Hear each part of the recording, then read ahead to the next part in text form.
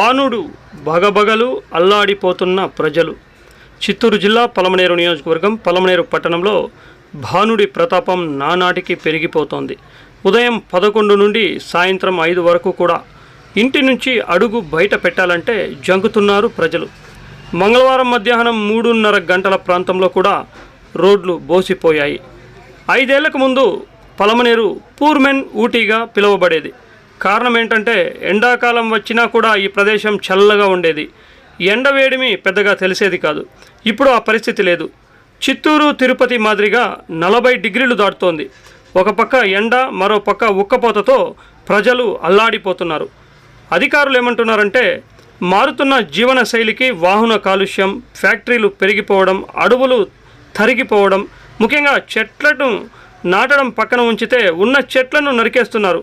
దీంతో ఉష్ణోగ్రతలు పెరిగిపోవడానికి ముఖ్య కారణమన్నారు. ఇంకో 5 ఏళ్ళు పోతే పలమనేరును పూర్మెన్ ఊటీ అనే పేరు మాసిపోవాల్సిందేనా అంటున్నారు పర్యావరణ ప్రేమికులు. ఇక మీదైనా ప్రజలు ప్రతి ఒక్కరూ ఒక మొక్కను నాటడం అలవాటు చేసుకుంటే రానున్న రోజుల్లో ఉష్ణోగ్రతలు తగ్గి వర్షాలు కూడా విరివిగా కురుస్తాయని పెద్దలు అంటున్నారు. లేదంటే 50 డిగ్రీల పైన ఎండలు కాస్తాయి. భవిష్యత్ తరాలు జీవనం ప్రశ్నార్థకంగా మారుతుందంటున్నారు పర్యావరణ ప్రేమికులు.